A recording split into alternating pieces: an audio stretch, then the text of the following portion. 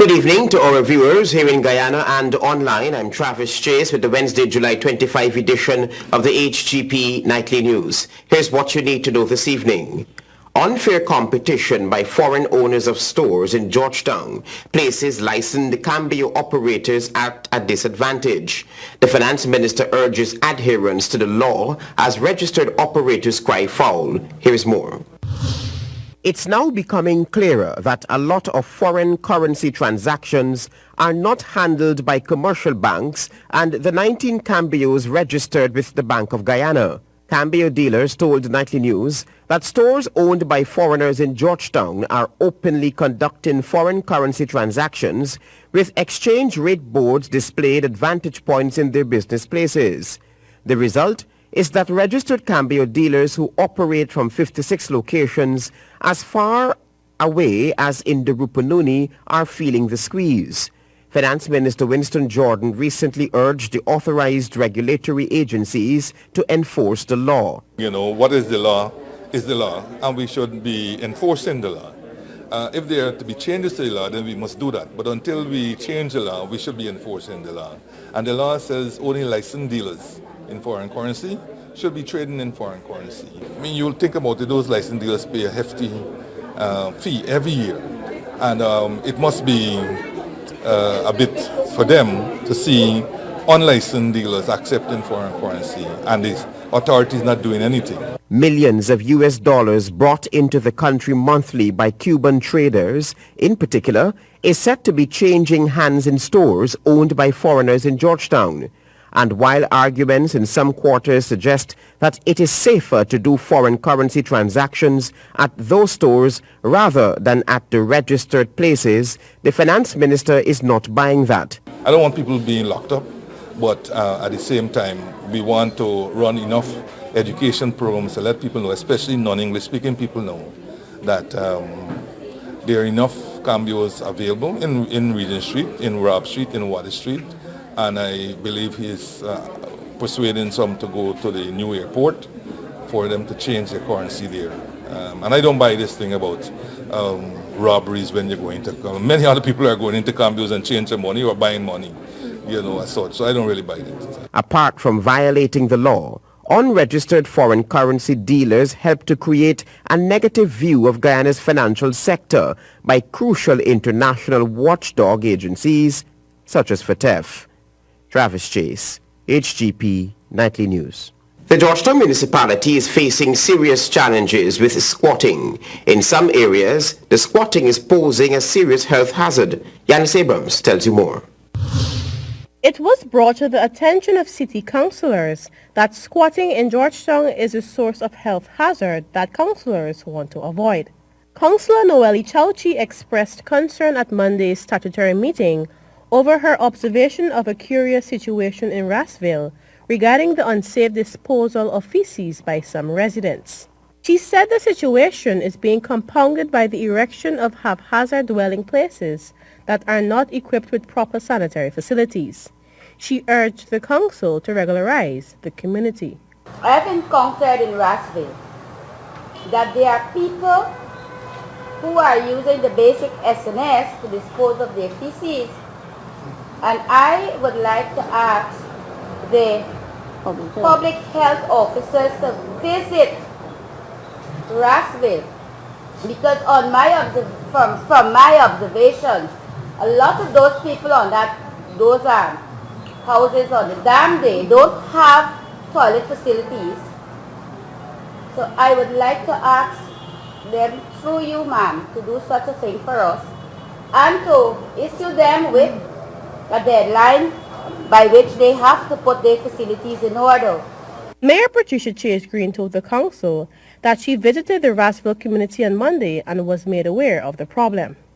The mayor requested that the council's public health department look into the situation, but Town Clerk Royston King thinks the root of the problem is squatting. There is a big problem with squatting. Some of our canals we can't even clean because people are squatting on the bottom of the dams of some of these canals, and we can't have the machines going through. Good example is certain parts of Lane Avenue. You will see when we go there with the machine that there's some areas, if we're going to clean that area, we will have to definitely remove some of those structures that are there, that will cause another, we'll have another challenge with that. So we really, really need to look at it. And we couldn't ask some of those squatters to put down septic tanks. Neither could we ask them to do outhouses because both are wrong. The town clerk pointed out that Dyer needs to establish a planning commission as was recommended by President Granger some time ago. There needs to be a comprehensive plan to deal with squatting. Because not only do you have the situation existing in Rassville, but in almost all areas in the city. If you go West Front Road, East Front Road, some parts of where you live in Madam, you have the same situation, similar situation. And we need to address squatting in a holistic manner. The town clerk contends that unhygienic disposal of feces serves as a compost that promotes the growth of grass and weeds in the canal of the city, which in turn places an additional burden on the municipality to keep the drainage system in order. Reporting for HGP Nightly News, I am GUYANESE Abrams. After the break, policemen who own illegal strip club at Diamond removed from the police A division as an investigation is launched, and the fire victim encountering major difficulties in providing for her children. Minister Brooms secures contractor to help rebuild the roof of the house. Stay with us. HGP Nightly News continues after the break. Come back to the HGP Nightly News. Police have acted on reports of two policemen who ran an illegal strip club at Diamond and who are accused of beating a man inside the club because they thought he was a snitch. Here are the details. Acting Commissioner of Police David Ramnarine confirmed to Nightly News on Wednesday that the two policemen who operated an illegal strip club at this building at Diamond on the east bank of Demerara have been removed from the Police A Division to facilitate an investigation. Mr. Ramnarine also confirmed that the police's Office of Professional Responsibility is handling the investigation. The officer's illegal business came to light after cab driver Perry Barker complained to police that he was beaten by the two officers inside the club after they thought that he, Barker, was a snitch to their operation. Barker's story is that friends contacted him to solicit girls from the club for a mid-morning party.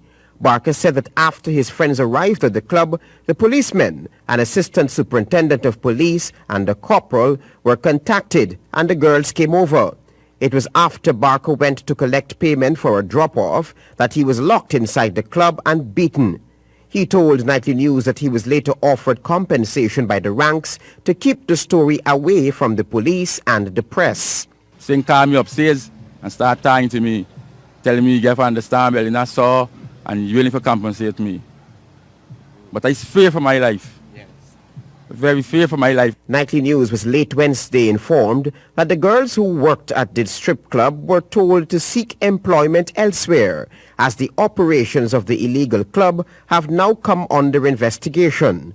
The girls were housed at these two properties at Diamond, where the two ranks at the center of the allegation frequent. Travis News, I am Kristen Macklingham. Foreign Affairs Minister Carl Greenidge has shed a little light on the government's thinking regarding the influx of Caribbean migrants into Guyana. Here again is Kristen Macklingham. The administration has recently come under a lot of flack from the political opposition over the inability of the authorities to account for the whereabouts of hundreds of regional nationals who arrived in Guyana legally in recent months. There was even an allegation that the coalition administration wants to pad the voters list with those missing migrants. Foreign Affairs Minister Carl Greenidge recently hinted at some of the considerations by the government regarding Caribbean nationals who enter Guyana legally. We have had challenges domestically regarding Haitians, Cubans, as well as Venezuelans. And we saw that immediately there were concerns elsewhere about the need to avoid criminalizing these persons for what might be regarded as simple immigration infractions. As far as the Haitians are concerned, Minister Greenidge pointed out that since the year 1809, Haiti has been very gracious towards Caribbean nationals visiting and staying in that country. It appears that in that same vein of thought, Cabinet has set a few guidelines for migration by regional nationals. One, you don't want to be providing arrangements that allow undesirables from the point of view of criminals, for example, terrorists and others, into the territory. So that is a first consideration. As regards others, the issue is to respect the Treaty of Chaguaramas, so that if the treaty, as it does say, Caribbean citizens are entitled to entry in the first instance without undue barriers to stay for a period of 6 months, and then after that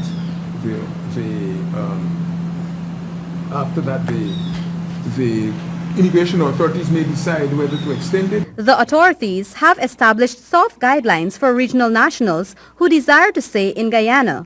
Here's how it works. Those who seek entry, of course, have to establish where they're coming from and that they don't fall into a category that we would regard as problematic. And they are required to enter Guyana by its lawful entry points. So if you use a port of entry, if you use some point other than a lawful port of entry, the authorities will have to say something to say about it. You will be required to satisfy that requirement before consideration will be given to you being entitled to stay for any period. And this is how it works for Guyanese returning from abroad. Those who might be returning from Venezuela, and this is the main source of those, would be required. Of course, they are required. If you're saying you're Guyanese, then you have to prove it. And they can be given the opportunity to establish that they are Guyanese. If they're not Guyanese, well, they'll be treated as non-Guyanese. Reporting for HGP Nightly News, I am Kristen Macklin. Welcome back to the HGP Nightly News. In preparation for the oil and gas industry, both the government and the private sector need to focus on skills and competencies that have to be built to support this industry while supporting a green economy. Here is more. A booming oil and gas industry in Guyana is not guaranteed to last for a predicted time frame, and that's why plans have to be executed that will support this industry when it emerges, simultaneously ensuring that these initiatives are relevant to Guyana's Green State agenda. That's what the Dean of UG's School of Entrepreneurship and Business Innovation, SEBI, Dr. Leland Lucas, thinks. Oil and gas is not going to be here forever. But the green economy is the direction in which we're going. So can we develop a local content policy? Can we develop an approach to local content that helps us to develop an educational system that focuses on building skills and competencies that are relevant to the oil and gas sector, yet very important to having a green economy? He says that's why SEBI is focused on having local content forums so that a local content policy can hopefully be agreed upon and implemented sooner rather than later. According to Dr. Lucas, the aim of the recently concluded Local Content Forum is to inform the general public about what local content really is and how it impacts everyone economically, socially, and psychologically. Although oil and gas is coming, we must also bear in mind that there's a national agenda. And that national agenda relates to having a green economy. So here's one of the questions I'd like to pose. To what extent can local content coming out of oil and gas impact on our advancement of a green economy? SEBI's dean added that it is of vital importance to the country's economy that these areas be taken into consideration by both the government and the private sector. What would you advise not only businesses but regular workers in all aspects of the workforce to do from now, apart from educating themselves about oil and gas? Education. It's not just about educating yourself about oil and gas, but educating yourself about where this nation is going. What are some of the skills and capabilities that we need to develop in order to be successful as a country?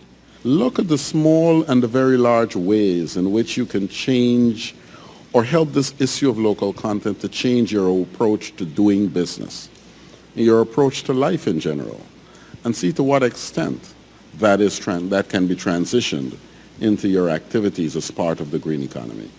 Reporting for HGP Nightly News, I am Kristen Macklingam. Government believes that there has been a positive change in the way that REOs spend monies in the regions to execute developmental projects as a result of interventions by the administration and dialogue. Here again is Kristen Macklingam.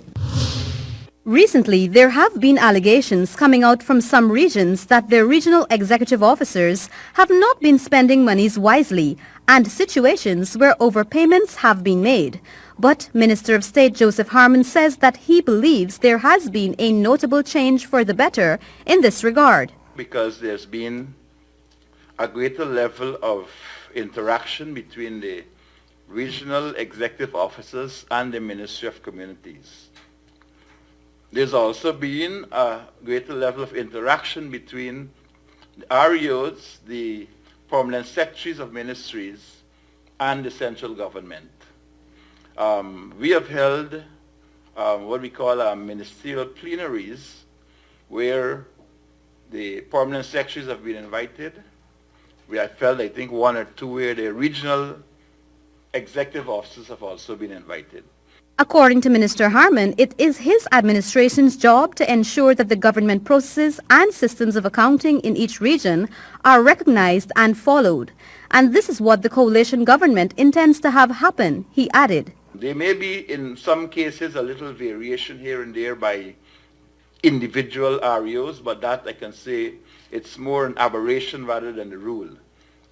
Generally speaking, the REOs actually follow government accounting procedures, and where in fact they have stepped out, the Public Accounts Committee have actually noted that and taken action against those REOs.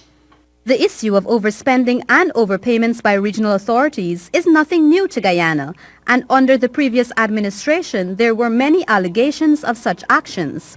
However, the coalition government is of the view that such occurrences have been minimized since it took office in 2015.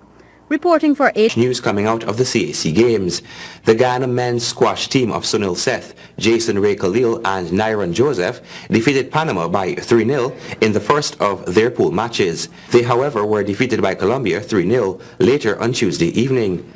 The pool round is a round-robin format. The men will next play Jamaica on Wednesday to determine the final pool placing. The top 3 teams in their pool advance to the quarter-final knockout round. In women's team competition, Ashley Khalil, Mary Frangafat and Taylor Fernance of Guyana lost to Barbados by 1-2.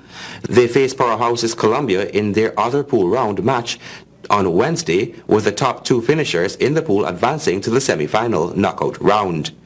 And now we turn our attention to hockey. The Mexican women hockey team stamped their dominance in the CAC Games at the expense of the Guyana team. Kristen Macklingam has more. The Mexican hockey ladies stamped their domination of Pool A with their 3rd victory in as many matches, with their most recent one being at the expense of Guyana.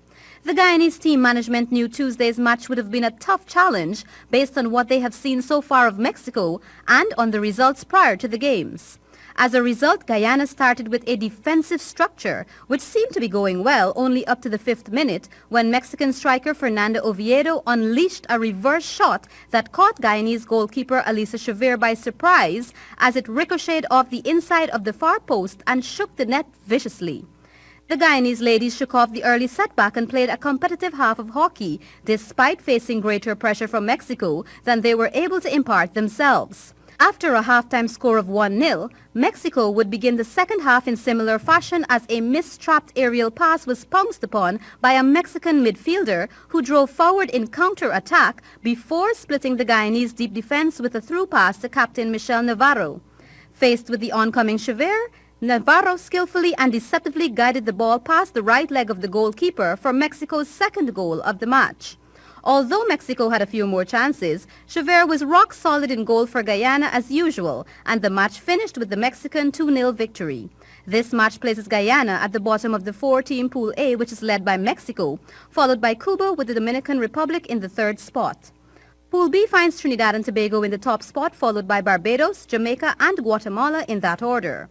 After missing out on the semi-finals, Guyana has a chance to play Jamaica in the round to determine places 5 to 8. Meanwhile, the Guyanese men's team play Guatemala on July 25, where a victory could put them into the semi-finals. For HGP Sport, I'm Kristen Macklingham. Thank you, Kristen. Weeks after the Guyana basketball team cupped gold at the Caribbean Basketball Confederation Championships 2018, President of the Guyana Amateur Basketball Federation sings praises to the team after their sterling performance. Of course, we are super elated about our success at the 2018 Caribbean Basketball Confederation Championships, where Guyana won the gold. I cannot even express in the appropriate words what this accomplishment means for Guyana and for the basketball fraternity. That was GABF President Nigel Hines speaking with the media from his South Road office on Wednesday. Hines spoke of the number of years the Federation has been pushing for a victory, which goes back to almost 60 years. He pointed out that the team that represented Guyana did not have the stars they had hoped for, but nevertheless, they played unbeaten throughout the entire tournament. It was a small-sized team, but the popular saying goes, it's not the size of the dog, it's the dog in the fight. And Guyana showed tremendous fight and determination. One thing I came away from the tournament is recognizing the importance of absolute dedicated defense. We had players like Orland Glasgow, Harold Adams, Ray Vincent. The kind of defense they played, and Stanton Rose, was creme de creme, was without par excellence. And it's that really made a difference, our defense. Hines said the GABF executive had also put in a lot of work to result in this victory, not forgetting the support from their supporters and sponsors. He said even though they had their fair share of adversities heading into the tournament, this only pushed them to further excel in the championship. The point I'm trying to make, it was a Guyanese effort, a basketball fraternity effort. And to me, to have accomplished this is the zenith of my sports career. And I am eternally grateful to the guys and all the persons who have made an input.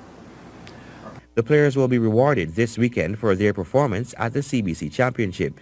Hines said after he announced this weekend's award ceremony that will be held in honor of the players and supporters. And we hope it would spur other, whether it's corporate Guyana or the government, to recognize that what has been accomplished here, we can go through from John Yates to Cornel McPherson and several other individuals who were president of the basketball federations, or several executives that were president that strived mightily to win a CARICOM championships. And finally, this one has done it for Guyana. But it's not for the GABF, it's the players and it's for the country. In the annals of history now, when you look in Wikipedia or you look at the records on FIBA, it will show that Guyana won the CARICOM championships in 2018. And that can never be taken away from us. Colwyn Abrams for the HGP Sports. And that has brought us to the end of this edition of the HGP Sportscast. Remember, if your dream is big enough, the facts don't matter. Goodbye. Unhygienic disposal of feces in some wards of the city, squatting in Georgetown, a headache for city councillors. Owners of stores owned by foreigners violating foreign currency laws. Regulatory agencies must enforce the law, says the finance minister. Policemen who own illegal strip club at Diamond removed from the police A division as an investigation is launched. And fire victim encountering major difficulties in providing for her children. Minister Brooms secures contractor to help rebuild the roof of the house.